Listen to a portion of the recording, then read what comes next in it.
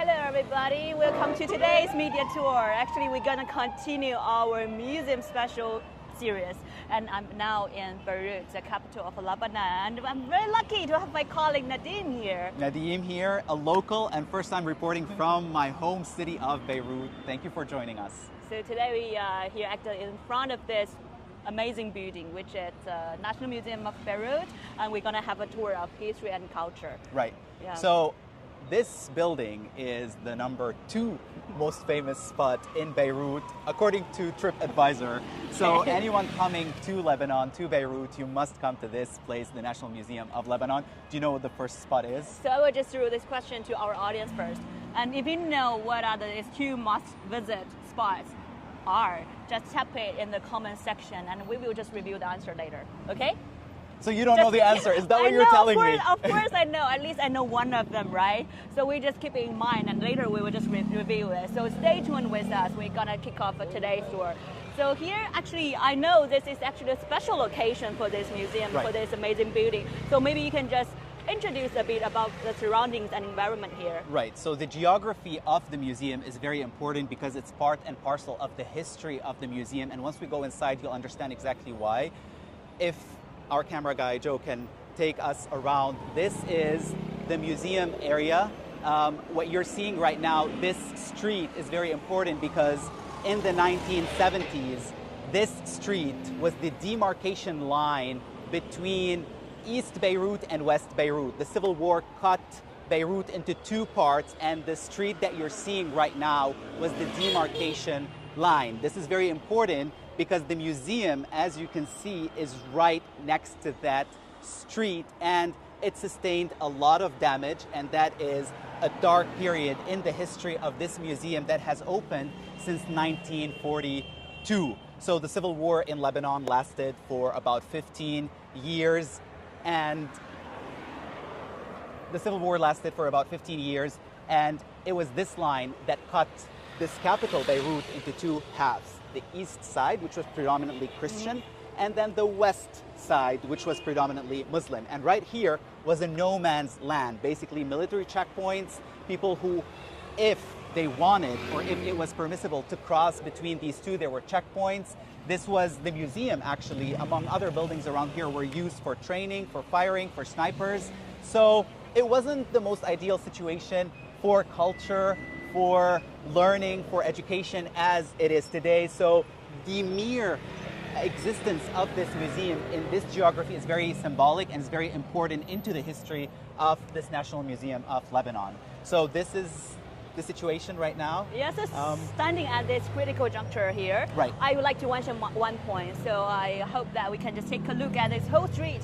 You can see this is a very busy morning here in Beirut. So as we all know that it just goes through a lot of up and down last year in 2024. But now, as we are in the new year, the 2025 in January, we can see the whole life in Beirut is coming back to normal. Right. So we were just speaking about the Civil War in the 1970s all the way to the early 1990s, but just last year, Lebanon has suffered a really terrible, damaging, destructive, bloody war. And it obviously affected everyone in Lebanon as well as in Beirut. I wasn't here, sadly, but yeah, now that we've been in a ceasefire that took effect just short of 2 months ago, life is back on the street, people are back to normalcy.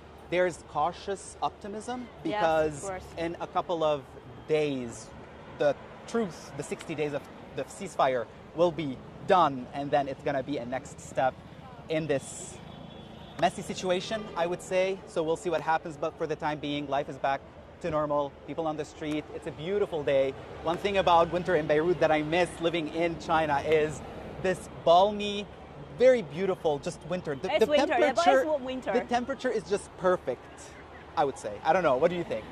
Well, it's a beautiful weather. We can see a sunny day, and also I can see there's a lot of people on the street and also heavy traffic, which is it's a good sign, at least. I can see the slogan like Lebanon opportunities, absolutely. So it's a lot of cheerful slogans on the street, so I believe things are gonna be better. All right, so should we let's kick off today's tour. So, very busy day, right? Well, I'll tell you something. In Lebanon, we have a lot of motorcycles. this is something that you have to learn to navigate. You know, in China, we have a lot of bicycles. Yes. In Lebanon, it's motorcycles. So that's one thing. I just want to mention something, that this is the main venue of the museum. Just recently, we have a new wing that opened right there. The area in which the museum is on is very huge, and for the longest part, it was not properly utilized. We just had that main building, but it actually goes further next to the, I don't know if you've been there, the Hippodrome, which is the horse racing track. And so they've just recently opened a new venue, which we cannot see from here, but actually it is for free to visit for tourists. This main venue here is not free, but it costs as little as $1 to visit, which is extremely cheap. Yeah, so we can see a lot of school students here. Right. There was school day today. So Right. actually last year I visited this museum in December. It was kind of like not that busy, kind of quiet. I was the only visitor that day. But today I was happy to see all of those young faces Right. visiting this museum today. Yeah.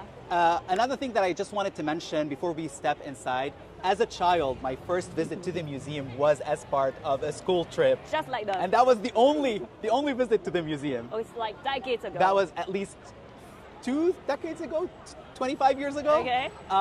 But the new part, which sadly we cannot see right now, is also, it mirrors the same architecture of this building. This building was built between 1930s through 1937, but despite the war, despite the years, it is still intact. There was a lot of restoration that happened because it sustained a lot of damage, a lot of structural, architectural damage to itself, but they tried to keep it as intact as it was originally. So that's quite nice. So the good thing is, although Nadim haven't been here for decades, but he just made a lot of preparation for today's tour. So we're gonna learn a lot through today's tour. We're gonna learn the history and culture. And still, I believe some of the audience will just tune in. So we are here in Beirut to have a tour inside this building, which is the National Museum of Lebanon.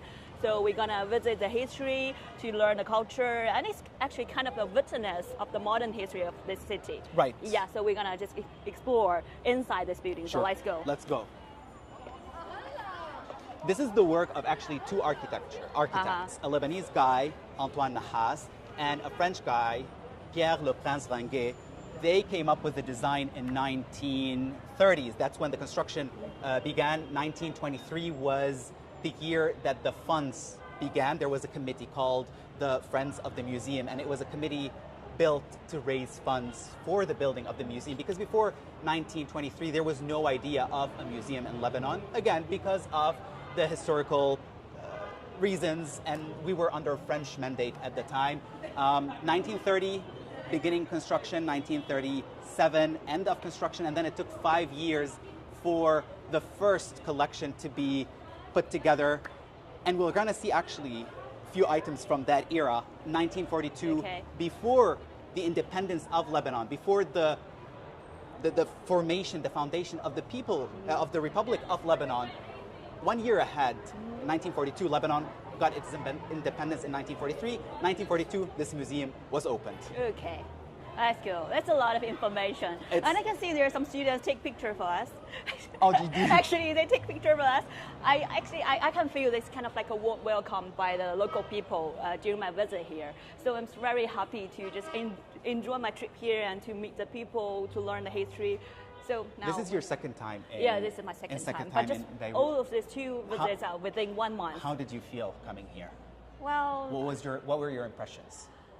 It's different actually. Though within 1 month, I can feel the change. I can feel before and during the 2024. I can feel it's kind of like quiet. I told you before, it's like quiet. People were just maybe sort of anxious about the future. They don't know. They feel just maybe unsafe about the situation. But now we were picking up the pieces. I would have to say we were picking up the pieces because you came just after the ceasefire came into effect. Yes, I can totally understand that. But now, as we enter into the new year, I can see the face. I can see the people just maybe they cheer for life. They are ready for a new life. So. There's a saying that Lebanese people always standing on their feet, right? Yeah. So I can just see this from people's face. Resilience. People smile, and just people just welcome us. Resilience is a character of Lebanese people. So we're just gonna go inside and just to find some interesting findings. exhibitions, right? Let's go. Okay. So first of all, Yeah. I believe at the entrance, it's gonna be very important because it's at the entrance, at first sight, inside this Right. hall. So what is that about? So this is, well, obviously this is an artifact, but basically wood cedar is a very symbolic element of Lebanon. It's something that we take pride of because it's a tree that exists only in Lebanon. And throughout history, that was Lebanon's export. For example, during the Phoenician times, the Phoenician civilization, that was something that we would export to other countries. The cedar, you would find it still existing to this day in a lot of nature reserves. We have a nature reserve called El Eriz, which is cedar. You also find it on our flag in green, right in the middle, between on a white background and between two And very horizontal symbolic, red. yeah. And you can find it on our money. Do you have that? Can you just show it to our audience now? Yes. Should I? Of course. Okay. Let me see if because it really depends on. Oh yeah, here you go. This is $1, and then you could see the cedar right here. There we go. Okay. And then depending on what money you can actually, like you have, let me see if I have it. There is remember the number one, the number one spot that you need to visit in Lebanon? Oh, so it's time for the For answers. the reveal? Yeah. Yeah. So first of all, there are 2 must-visit spots in What is the Beirut. top one? The top one. I don't have the small currency to show it, but you can say. So we're gonna review the answer. First of all, the museum we are doing this media tour in, and another one. The number one. Number one. Oh, that is the number one, the Pigeon Rock. The Pigeons Rock, Just which say is something about that to the our Pigeons, audience. The Pigeons Rock is actually a couple of rocks that are a few tens of meters away from the shore. It's a place that is it's the first thing that you actually see once you start landing in Beirut from the plane. If you're sitting on your right, on your left side actually, that's the first thing that you will see as you land into the airport. Another thing is it's on the seaside promenade, which stretches around 5, 6. If you're adventurous, you can go up to 13 kilometer on that seaside promenade. But it's like the 5 kilometer is like the most popular seaside promenade. It is very adjacent to the Pigeons Rock. I don't know why it's called actually the Pigeons Rock. You don't know that? No, I don't know why. Let's leave this question to our audience as well. They can just do some research I and don't know why. I don't know how it came up to be, but because in Arabic we call it Rawshi, which is the name of the area. So I don't know what happened throughout translation, and then it became Pigeons Rock. It doesn't look like a pigeon. Does it look like a pigeon to maybe you? a lot of pigeons landing on that. Could be. Might be, Could or be. maybe just stand for peace. See? Oh, I Yeah. like the way you think. I like the Yeah. way you think. Yeah. So, but I think the best time to visit the Pigeon Rocks is during the afternoon, like the sunset. The sunset. That was super beautiful when I visited last time. And yesterday when we were out. Okay. The sunset in Beirut, because Beirut is on the seaside. So the Yeah. sunset is, and this is objectively speaking, not because I was born in Beirut, but it is beautiful. It really is genuinely beautiful because you could see the sun setting into the horizon. Like, as you know a how foreigner, I can say yes. Yeah. Yeah, I Oh, agree there with you go. you. There Yeah, you I go. agree We with have you. a seal of approval from a foreigner. As a foreigner, I say yes. It's very worth visiting. Like this on the seaside, the promenade, you can just visit the beautiful sunset, and also you can just to see the sunset over the Pigeon Rocks. And sometimes we see the plane just fly over it. Yeah. It's very like the movie. It's just like a movie. The moment you would make it in your mind forever. Well, Yeah, that's nice. That's nice.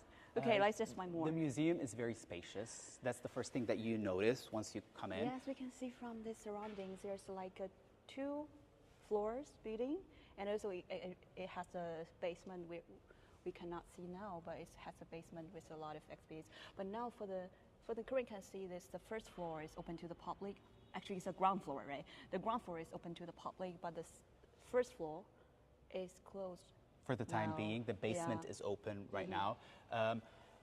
Something that is very Lebanese in terms of architecture are these bars. So this is almost feels in our architectural DNA, but at the same time, because it connects to our history. It connects just outside the museum. I don't know if we filmed it, but you see these columns. You have columns of Baalbek, and these are artifacts from a bygone era. And it's lovely to see them being represented here in the museum in terms of architect. And I don't know if it's a feng shui sort of thing, but you could see that like there's a lot of ventilation happening, a lot of open space, which is a very good feng shui. Because yeah, in Chinese traditional culture we call it feng shui. To me, it feels a little bit more relaxing because museums, because they have so much history, I would say they tend to be a little bit scary because so much history is packed into them. I watched a lot of movies, Sorry? thrillers. A night at the museum, is that what the... but here, when you look around, it feels open, which I personally like. I almost forgot about that because it has been 25 years that I've been here. Now coming back, it feels a little bit relaxing. And if you say it's a good feng shui, then maybe I'll buy into feng that. Shui, because you have a lot of historical things. There may be some stories behind the good story or bad stories, and especially a lot of artifacts from the tomb, from the cave or from some dark places. So it's better to make it open and wide and bright, to at least to make the visitors can just view it very clearly, right? Yes. Yeah. So here in the middle, as we mentioned about the tomb. So there's, as you mentioned, there's a lot of tombs here. There's a lot of sarcophagi in the National Museum of Lebanon. This is probably the most important one for a few reasons. Should I speak about the reasons, or should you speak about the reasons, Tracy? Yes, your floor is on yours. Oh, the floor is all mine. Yeah. So this is the sarcophagus of Ahiram, which is the King of Byblos. Byblos is one of the liveliest cities in Lebanon on the seaside. When you speak about Lebanon, you speak about a few cities, and you speak about them because of their historical importance. You have Beirut, you have Tyre, Sur, you have Sidon or Saida, you have Byblos or Jbel. All of them are on the Mediterranean line, and the reason why they're important is because of the Phoenician civilization, which we can speak about in a bit. But this is from supposedly the sarcophagus of supposedly the king of Ahiram, who was the king of Byblos. The king of Byblos. Right. So again, archaeologists, historians are not 100% sure that he was the king. We know that his son was a king, and it was his son who commissioned doing this sarcophagus. But the story goes that Ahiram himself was also a king. Different opinions, big question marks, we'll leave it at that. 10th century BC, but again, there's also controversy around the exact dating because it seems that it had been reused again at a later period. Big question mark on that, but this is what the story goes. Now, this happened during the Phoenician era. The Phoenician civilization is what us Lebanese are proud of. Before them were the Canaanites, Phoenicians. We consider them as our ancestors, the Canaanites, the Phoenicians.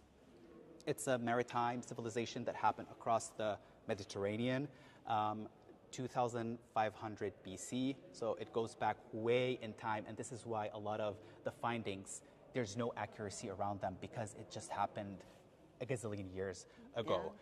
What's important about this is that the Phoenician civilization was historically the first civilization to have alphabet. Yes, so we can just still see it very clearly on it. And so this is the most representative work of the Phoenician alphabet. Yes, here. We can see this line of sentence. Here. This is the line of Phoenician alphabets, which so can you read it? I personally cannot read it. So it's not a vivid, a live language now? No, it died a long time ago, but it gave birth to modern alphabet. So it gave birth to Latin, to Greek, to Arabic. So it was a Semitic language. 22 letters. Funny enough, all of these. How to read it, first of all, from left to right. So you would read it right. So you would read it horizontally, from left to right. It's different from Arabic. Right. Arabic is horizontal from right to left. Ancient Chinese was vertical. Yeah, vertical from top to bottom. From top to bottom and from right to left. Yes, but for Phoenician? For Phoenicians, it was from left to right, horizontally. It didn't have any vowels, which is funny. I think is interesting. 22 consonants, but not a single vowel. And on this, we said it's the most representative because it has 19 of the 22 letters. And actually, it's a curse. It's very informative. Yeah. What does it say? The curse, basically, this is a curse for whoever dares to open this tomb. That's very common on a tomb. Well, is it? Right? The people just, they would to rest in peace, so they don't want to be disturbed. Right. So they just read a lot of curse on it too. This, to warn this is outsiders. The writing is very ominous. Basically, it says that whichever governor, whichever king tries to open this tomb may havoc, wreak their rule, may they have no legacy, and basically it's a threat, like just stay away from this. But according to according to one narrative, it had been reused. It had been reused. So yeah, and obviously you can see these beautiful reliefs. This is made of limestone, by the way, which is the same material that the museum itself is made of. You see, actually, it's giving a little bit Egypt during the pharaohs, because here you can see the Sphinx, you can see the king sitting on a chair, a throne. The kings sit on thrones. Maybe we can see the throne later. And then you see the Sphinx right here, which with is like wing. It's like a lion-like with a wing. Right. Yeah. So very beautiful. You can also see the lions here, right at the bottom. So this is something that a must-see, and there's a lot of sarcophagi here, especially in the basement, but this is the most representative one because of the age, but also because of the letters inscribed on it. So here we come to another wing at the left side of this building. Right. And at the first side. Right. Let's talk about this. Let's talk about this. Yeah. So here we have seen this one. What is special about it? Are you asking me? Yes. We can see there's some photos on the wall to showcase this past. Right. So what is that about? So the idea of having a museum in Lebanon started in 1922, 1923. We had the committee to raise funds. But meanwhile, archaeologists were working and were trying to dig stuff out. So even though construction of the museum wasn't done until mid-30s and the museum wasn't opened until 1942, we were still digging out stuff. We were digging out stuff. So still a lot of new fundings. At the time, I don't think there was funding. It was just a mission that would be most likely French-based because we were under French mandate. And so 1926, 3 years after the idea of a museum was established, this was excavated. You could see it right there. Probably, I cannot say the specifics of this one, but I know, for example, the sarcophagus of Ahiram, which was found in Byblos, was after a cliffside got destroyed, and that's how this was surfaced. And so it's probably, a mudslide that revealed this beautiful. At this expression is kind of like a suit off here, so maybe we cannot zoom in to see clearly the old picture, but I can maybe, if you are curious about this part, you can just Google it. Right. Yeah. So this is in 1926. It was excavated, and then there's another photo here, which we spoke about the Civil War outside, and you can see the damages of the Civil War in this photo. So when the Civil War in Lebanon happened, the museum naturally shut down just because it was so close to the line of fire, but also it was actually close to where the Civil War, the triggering factor, the event that unleashed the Civil War in Lebanon, it's very close to the museum here. And so when it closed, we had so many stuff here, so they needed to secure them. Some parts were taken to store houses in other cities. Others were... And these are huge. It's all Right. marble stones, they're very heavy. So they poured concrete on it. Okay, And in that's a picture shows. And in 1995, when the restoration work began, because the war ended in 1990, early 1990, 1995, they started to, rethink of opening it. You can see the concrete wall around this Sphinx. This was one way of trying to protect it. They moved them into wooden cases. They moved the artifacts into wooden cases. They moved them into concrete walls. They built concrete walls around them. They moved them to storehouses. But sadly, a lot of them were left to the elements. And even after the Civil War, when, we came into the museum, the walls were black. A lot of statues were holed because they were used to train on shooting. And because the museum is built on groundwater, the groundwater flooded, and so a lot of these artifacts were in water for 15 years, and so that gave that's a huge damage for all of those. Exactly. Yeah. Exactly. So as we can see here, actually, the floor here, the pillars here, and even some board here that's brand new. Yes. Yeah. Yeah. This is, this is part of the restoration work of this museum, not just because of the Civil War, but because any artifacts, they need, restoration. And so we just saw this one. This is a double-headed bull on top of this column. Oh, yes, we can see this is kind of like a picture to show it, what it used to be like. But then they couldn't find all the elements of it, so this is what's left of it right here, and then they try to reconstitute this. Supposedly in between them there should be a column and then half bodies, but now they're merged together. So talking about the ox head, yeah. I know there's another story in this museum. How about I show you? Okay. And then we can speak about the story. Okay, let's just go and find it. There's a lot of different types of statues or exhibits here. Look, Lebanon has a storied history. A lot of civilizations, because of its prime location on the Mediterranean, a lot of civilizations have passed through it. The Canaanites, the Phoenicians, the Babylonians. We had influences from ancient Rome, ancient Greece, the Ottoman Empire. So, from antiquity, classical antiquity, to modern day, you've had a lot of influences. And this is why, in my eyes, in my biased eyes as a Lebanese, I find Lebanon so beautiful in its culture because it has influences from a lot of places, and we really take pride in our history. And despite everything and all, the messy situation that Lebanon has gone through over the decades, one thing for sure is that we take very precious care of our culture, of our history. Hence, this museum is still standing on its feet. Okay. So here we are here at another wing of this museum. Sorry, here's another batch of students. We just said goodbye to the first batch, and then a second batch came back. It's very happy to see this young generation to learn about the history, right? And for the cheap price of $1. Maybe for them, it's free.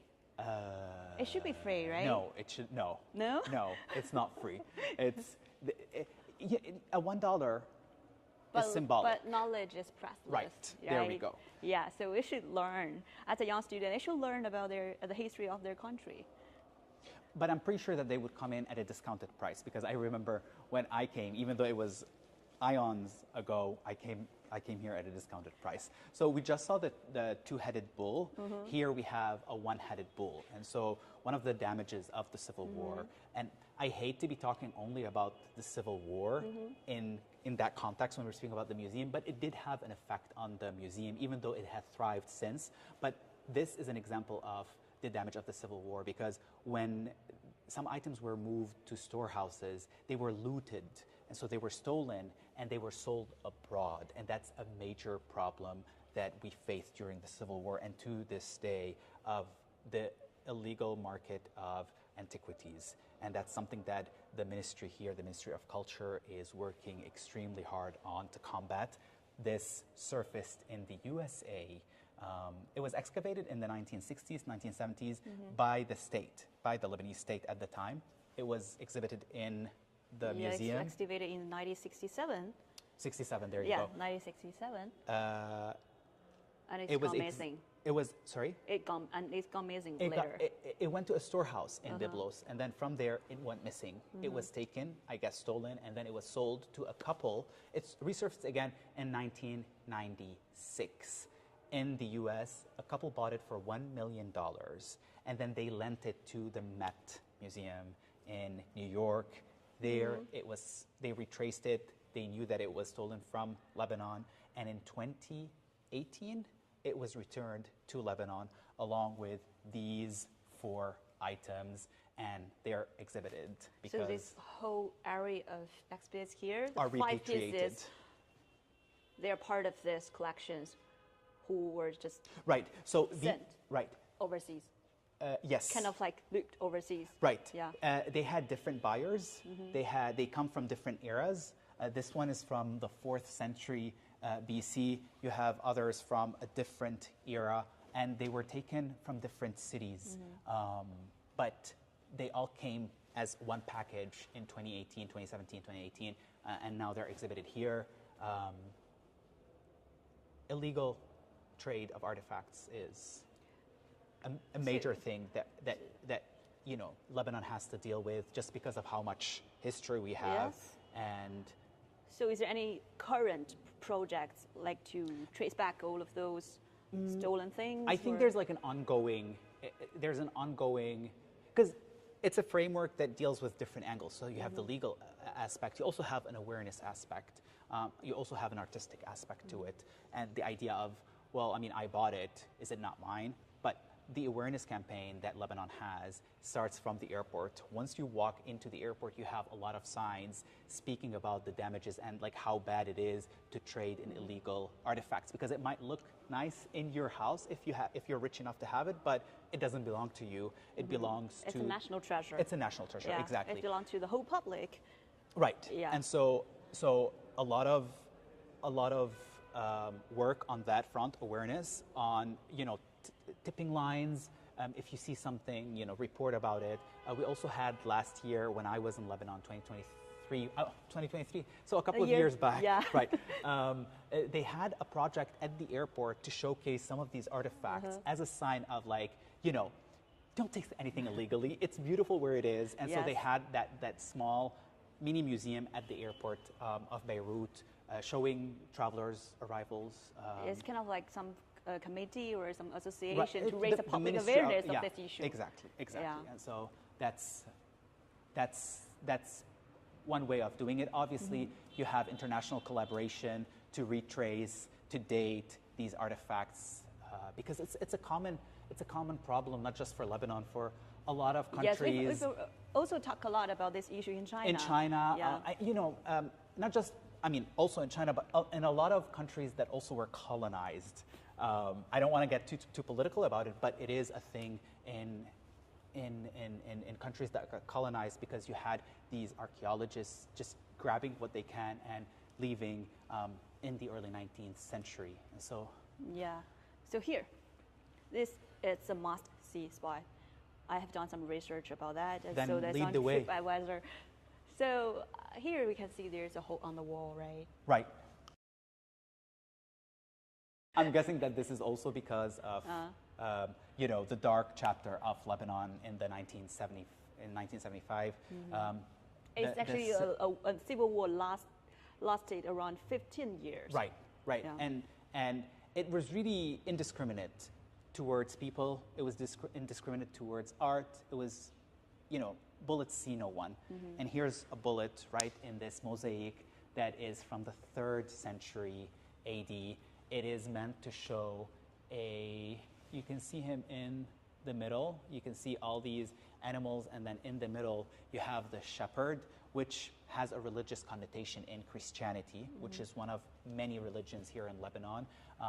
Shepherds refer in some arts, in some mosaics, to Jesus Christ. So this is, and then here we have an explanation of this, the mosaic of the Good Shepherd, and then they also speak that it was sealed on a wall, and then it was badly damaged in its lower left corner by a sniper during the Lebanese Civil War. So again, it's one thing, it's one extra thing that is here that is a witness to that chapter. Yeah, I've read some in articles Lebanese about. history. I've read some articles about this museum. Like, some discussion about whether to restore all of damage or preserve it. Yes. So I think for many people working in this museum, they believe it's better to preserve it as kind of like a sign, kind of like a reminder. part of the history. Right. Yeah. Right. I fully agree. I don't know much about restoration work in archaeology and artifacts, but I think that it carries a strong message to have something intact because it is part of our history. And if you cannot confront your past, you're bound to repeat the same mistakes. And that's one thing that all the Lebanese are very cautious of and very aware of, that we don't want, repeat of the past. And so this is a physical reminder. Yes, that's true. Not that there's a lot of other physical reminders, especially along the green demarcation line, which starts right outside of the museum. Because to this day, after 2025, the war ended in 1990. To this day, you still have these buildings intentionally left with holes, bullet holes. Yeah, we saw that yesterday. Yeah, because we have to take ownership of what happened, so we do not repeat the past. So here, it's another hit after the Civil War. We have to mention that it's another part of the history for the modern Beirut. Right. It's very near. It's in 2020. Right. The huge explosion happened. Right. At the port of Beirut, and also the surrounding buildings. The whole city actually got right. affected by right. it. That was another dark moment in Lebanon, and it came at a time that was really, really bad for Lebanon. We were dealing with COVID. We were dealing with a really mean financial meltdown.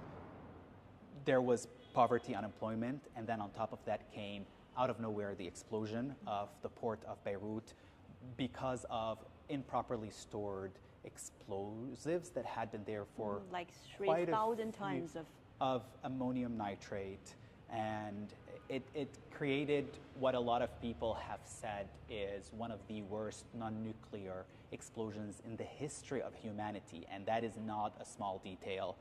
As you said, Beirut was damaged. If we talk about numbers, even though lives are priceless, you have 300,000 people who lost their houses overnight. You had over 300 dead. You had thousands of injured. Beirut is small, 510 square kilometers. The explosion sound was heard 240 kilometers all the way to Cyprus. It was felt as tremor, as earthquake in Jordan, in Turkey, in Syria. So it really did a bad number on Lebanon. And because of the proximity of the museum to the port, because again, Beirut is small, it sustained also damages here. And as we can see from the photos here, if our camera guy can come back to us, the windows here were shattered. So here we have them. Right. Some before and after. Right. So you can see it right here. Presentations here. Yes, the post-explosion condition. And so that was just extra work and extra renovation work on the people.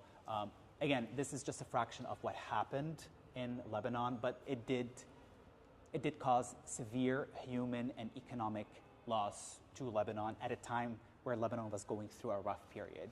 But luckily, as you mentioned at the beginning of the live stream, that Lebanese resilience, and they're known for falling and then standing back on their feet, and that's what happened again. So we fall, we dust off, and then we stand up again. And yeah, all of this is a witness to the past history, to the present modern.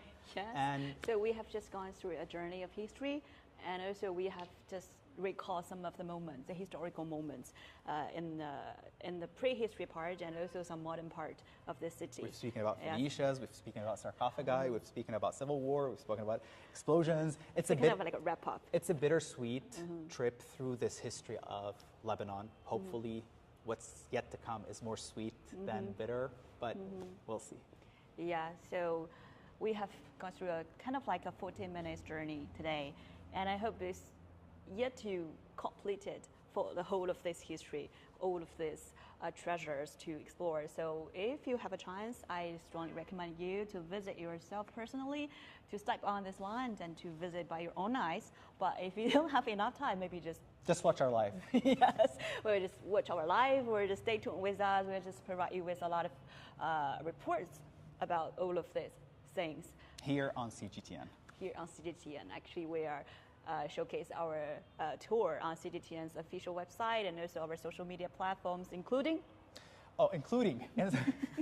That came out of nowhere. Of course, Twitter, Facebook, YouTube, TikTok. In China, we have Weibo, Xiaohongshu, Douyin. So thank you for watching. But maybe this is the last episode for my special museum series in the Middle East region. But I hope that we can just provide you with a lot of other cultural tours, historical tours in the future. And I hope... You've ended it with a big bang. No better place than Beirut to end your series. Yes, I think I just made a great decision. And I hope you enjoy it. Thank you for watching us. And we'll see you next time. We will just see you in the future. We'll see you next time. Yeah. Thank you so much. Thanks for watching. Thank you. Bye-bye. Bye-bye.